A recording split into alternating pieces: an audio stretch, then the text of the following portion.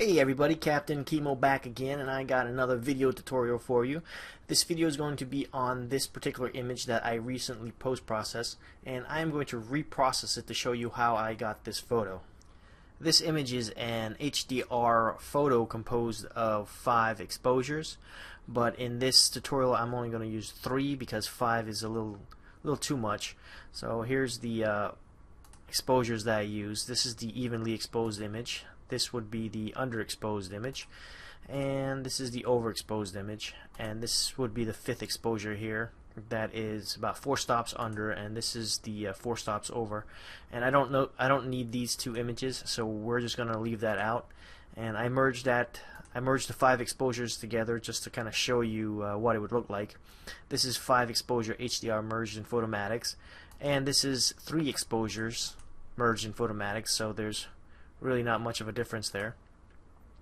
Actually, the 3 exposures is a little better, so we're only going to use 3. So let's go ahead and get started in Photomatix. I'm going to merge just the 3 exposures here. This one, these 3, this evenly exposed, this underexposed, and this overexposed. We're going to merge those 3 together in Photomatix. Okay, so I have my Photomatix window open. I'm just going to select the 3 exposures. This is the 3 exposures that I'm going to use for my HDR, so I'm going to select it and drag and drop it into the Photomatix window. And then we're going to get a pop-up menu. I'm going to click OK here and OK here, and then we're just going to leave align source images off. I was using a tripod, so I don't need to align my source images. This is only good for when you're hand holding. And next is the remove ghost. There was no real ghosting in this scene, so I'm just going to leave that the check mark off. If there was any ghosting, I would have checked it on, but there isn't any ghosting, so I'm going to leave that off. Reduce noise, I'm going to keep that check, and reduce chromatic aberration, I'm going to keep that check. And everything else is okay. I'm going to hit OK. So now we're in our tone mapping window in Photomatix, and we have our presets here on the side. This is the default preset, and then we can use the photographic preset, which is tone compressor. It has a more natural look to it. Next is natural and painterly, and then there's an extreme painterly 2, which actually looks pretty cool. But I have a preset for this, so I'm going to use that preset, and this is Bridge Road Banyan Tree preset, and it's almost like the painterly, but just a little dulled down. So we're going to use this preset, and I am going to hit the process button. Okay, so that's it for Photomatix. I'm going to save this image. I didn't cover any of the settings in Photomatix. You can look at my previous videos. I have a lot of previous videos which I go over in detail those settings in Photomatix. So I'm going to spend more time here on Photoshop or in Photoshop using Topaz and showing you some of the techniques that I use to create the photo here for the banyan tree. Okay, so I have the banyan tree photo open in Photoshop, and we're going to start post-processing the image here. The first thing I'm going to do here is I'm going to click the background layer here, and I'm going to click Control J, keyboard shortcut for duplicating the layer, and it's going to duplicate that background layer. And I'm going to zoom in here real fast to show you what I'm going to do here. I'm going to use denoise to denoise some of the specks here of the photo, so you can see some of the little specks here. So we're going to go back, and then we're going to denoise that image. So let's go ahead and go into filters. I'm going to go into Topaz Labs, go into the denoise here. So I'm going to click on that, and then I'm going to get my Topaz denoise window, and I am going to just hit the JPEG Strong preset here, and that'll just remove some of the noise in the image, smoothen out the image some also. So I'm going to go ahead and click OK. Okay, so now that we've denoised the image, let me go ahead and zoom out on the photo. The next thing I'm going to do is I am going to duplicate that layer, and I am going to use filter. I'm going to unsharp the photo. This will give the image a little more sharpness by using the unsharp mask, going to filter, sharpen, and unsharp mask. So I'm going to click that. And then I'm going to get this tiny little unsharp mask window here. Let's go into an area where we will be able to see some of the effect of the unsharp mask window a little better here. So you can see here the effect. And I'm just going to bring up the sharpness or the amount here a little bit and play around with the radius some.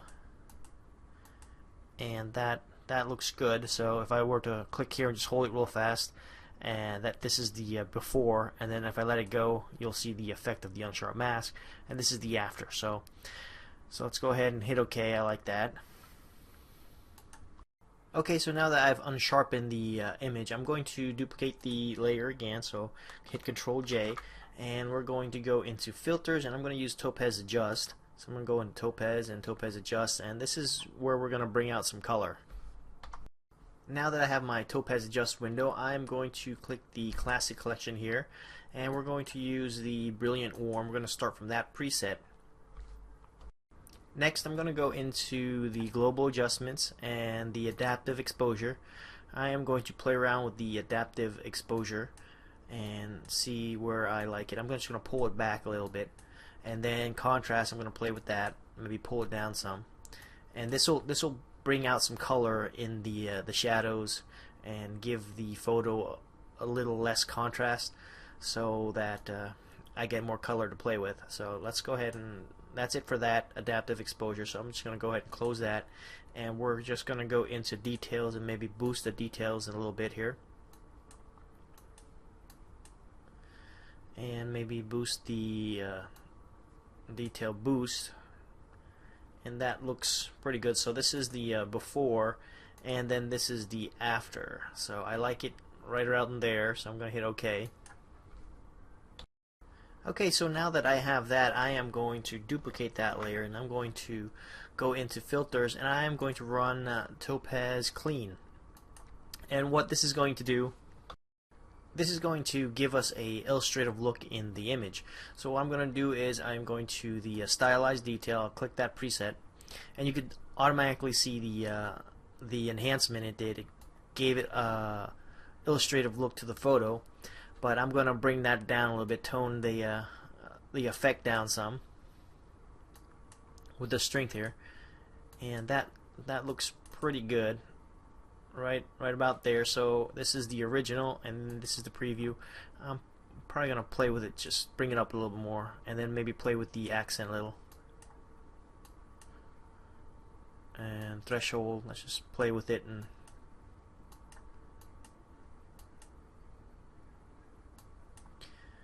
okay, so I like it right about there, and it's the effect is a little intense, but that's okay. So we'll click OK.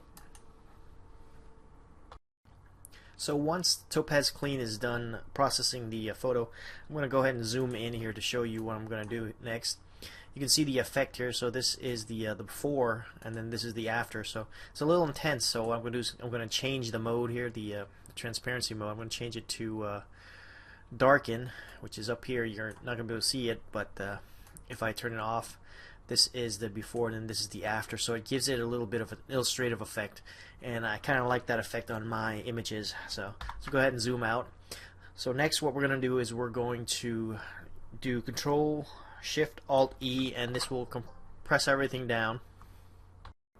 So once I have that done, I have a new layer here, and what I'm going to do is I'm going to fix the empty patches of grass along the edges here in this photo. So I'm going to zoom in, and then we are going to use the clone tool to clone in some areas of the grass. And I like to use content aware for this particular section of the grass. I'll use content aware. So I'm not going to spend time to be super perfect. I'm just going to go ahead and fix this area up. And then let me zoom out a little bit. I'm going to try to fix up to right about here in the grass, because this is where I'm going to crop. So I'm just going to fix around this area here. So let's make this a little bigger, and we're just going to go along here. So that looks good. What I'm going to do next is I am going to get my selection tool out, and I'm just going to make a quick selection around this area of the grass, and then I'm going to duplicate it, hit Control J, and it creates a new layer here, and then I'm going to use the move tool. I'm just going to move it along the edge here. Maybe do a transform and just kind of give it a little rotation, and then we're going to just use the paintbrush tool here and make sure it's on black, and I'm going to add a layer mask, and then I'm going to start masking out the edges here. I'm going to move it down to about 20% here, and then I'll just start playing with it from there.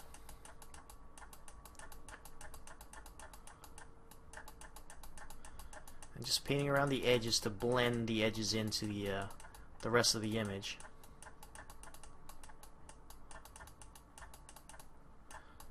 Alright, so it looks good there, but it's a little bright, so what we're gonna, or at least this patch of grass I'm working on is bright.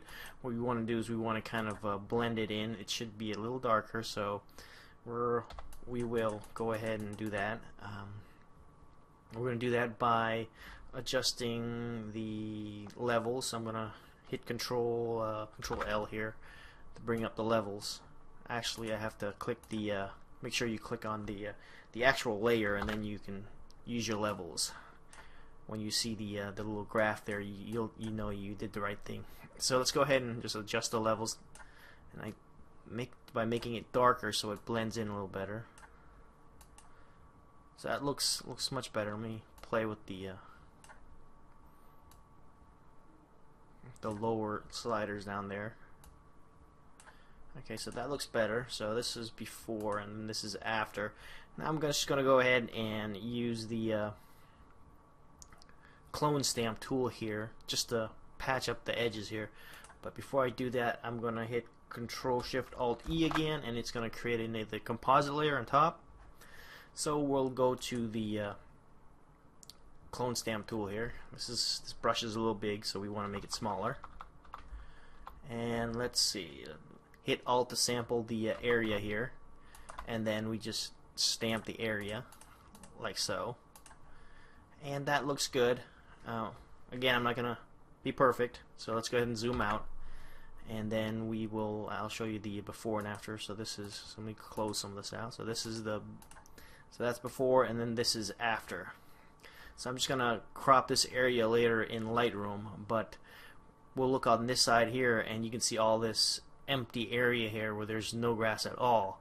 Well, that's gonna be a pain to fix. So what we're gonna do now is we're going to duplicate this whole section of the photo, and we're going to just pull it or reflect the image, do a mirror of the image using the transform tool to clone in this whole other half of the section. So let's go ahead and do that. I'm going to go ahead and grab the little marquee tool, the square marquee tool, or the rectangular marquee tool, and then I'm going to just make a selection around this half here. You can see this half of the photo, and then we're just going to hit the Control J, and then this will duplicate this half of the photo, and then we're going to hit Control T, Command T on a Mac, and we're just going to grab the left point here and move it to the right, like so. And then I'm just going to move this back a little bit till it hits this edge here, and then I am going to just play around with this edge, and that looks good. I'm just going to hit enter. Next, what I'm going to do is I'm going to add a layer mask to this layer, and then I am going to use the paintbrush tool, and we're going to make sure our paintbrush is black. Actually, for this, let's go ahead and just do 100 for now, and what we're going to do is make it a little bigger. And then I'm just going to make sure I have the layer mask selected and just paint back in this portion of the road here, and that looks good. Next, I am going to paint this area of the photo so it doesn't look so obvious that it's a clone or a reflection. So I'm just going to do that. And then what I'm going to do is, if I close this, hide the eye here, you can see this end of the photo. I want this portion of the banyan tree back into this image so that it doesn't look as if it's a mirrored image. So what we're going to do is we're just going to start painting in that area here of the tree. And I'm just gonna paint this whole section back in. Oh, let me click this back in here. And that looks good. So let's go ahead and then I'm going to make my brush smaller, and then I'm going to switch the colors around. I hit the X button to switch the colors down here around and use white, and that's just so we can erase some of the edges here of the photo. So I'm not going to spend too much time here on this particular process. I think you kind of understand what I'm doing here. So I'll just go ahead and leave it right about there. It looks pretty good right there. So this is the before the mirrored image, and this is after. So I did this so that now we have a nice green grass on both sides, and it doesn't look so obvious that it's a mirrored image. So now that I have that done, what I'm going to do next is I'm going to duplicate the art. Just go ahead and hit the Control-Shift-Alt-E, and it flattens everything and creates a new layer. And then what I want to do now is I'm going to create an Ortan effect here by using the Topaz lens effect. Once I have the Topaz lens effects window up, I'm going to go into the bokeh SLR lens, and I'm going to use the Canon 135 f2 and click OK. Now that I have the blurred layer, I'm going to change the mode to soft light and click soft light, and then it makes the entire image more vibrant and gives it a very dreamy look. So this was before, and this is after. If you don't like the intensity, you can always bring it down with the opacity, and sometimes I like 40, but for this image it looks very good around the higher end. I think I'll leave it at about 75. So that's it for Photoshop. Let's go ahead and take this photo, save it, we'll take it into Lightroom, and then we'll do the final post-processing, tone mapping, creating a little more clarity into the image, and I'll show you how to do that. I'll also crop the image there in Lightroom. So let's go ahead and go into Lightroom, and we'll finish the post-processing there.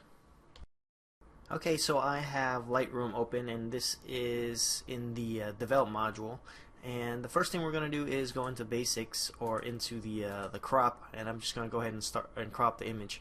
I'm going to unlock this so I can crop it more of a pan out here. So I'm going to crop it around right around here where the edge of the grass was, and that looks good. I might want to crop it down, kind of get it centered, but I'll just leave it like that. It looks good like that. So I'm going to do that and hit the enter to crop the image. And then I am going to start into the effects, and then I'm going to play with the vignette here just to kind of darken the edges, the outside edges a little bit there. And next I'm going to go into detail here, and I'm going to kind of sharpen up the photo a little bit. So let me go ahead and zoom in and then use the sharpening here to sharpen it up. You can see the change in the Lightroom.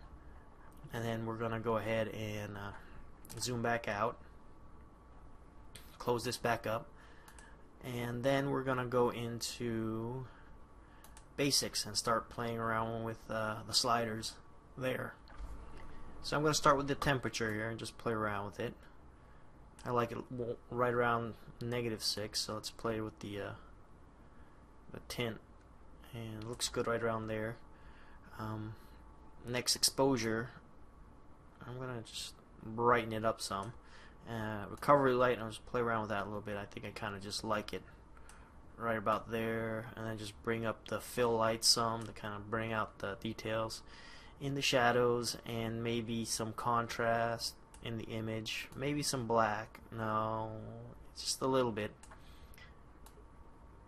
And then let's move into clarity. This will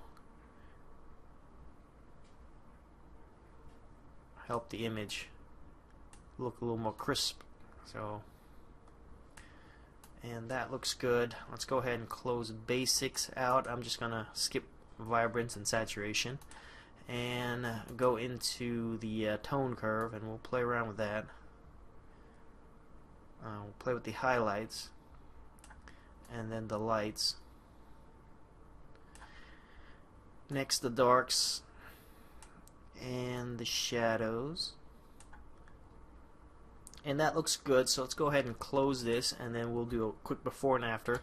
So this was before, and then this is after, and it's looking good. So let's go ahead and go into the split toning, and I'm just going to add a little warmth to the whole photo here by selecting a warm tone for the highlights.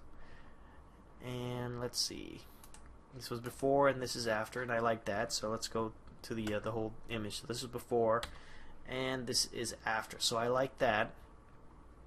Let me go ahead and close this. Next, we can play with the colors here, and the colors look good, but maybe the green, I might want to boost the luminosity on the green just a little bit, so let's go ahead and do that. And then play around with the yellow.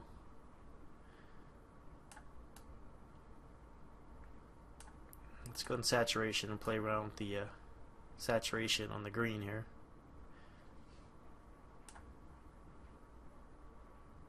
So it looks good right about there. Next would be the street here. So let's use the little brush tool here, and what we're going to do is we're just going to paint the street real fast, and then we're just going to adjust the settings here on the street, see if we like it brighter or darker, maybe a different tone. So let's go ahead, maybe one blue, a little more red, a little more green, a little more yellow. I'm actually liking it right around the greenish area here, so let's leave it at that, and then let's play with the exposure. Do I want it darker? Do I want it brighter? I think darker is a little better, so I'm gonna make it a little darker here. Bring the brightness down some. Maybe play around with the contrast. Bring the contrast up a little, and then clarity, and just bring the clarity up just a tad. So then that looks good. So this was the before, and then this is the after. So it looks better, darker. And I'll just hit done, and we'll be done with that. So that's pretty much it for Lightroom. So I think I like it like that. So let's see the before. So this was before, and then this is after. It's not perfect. I didn't really want to spend time being perfect. I mean, if I was perfect, I would have cloned this little section out and did a few minor tweaks here, and you can see it. There's some obvious bad masking right here, but that's alright. Now you kind of understood how I got this photo, so that's pretty much it. Let's go ahead and take a look at the before and after, and let's see what we started with and what we ended up with. Okay, so here is the 3 original exposures. This is the evenly exposed image, this is the underexposed image, and this is the overexposed image. And we took these 3 photos here. We merged them together in Photomatix to get this one HDR photo. And then we took it into Photoshop with some Topaz plugins to enhance it a little bit, to give it a little extra pop.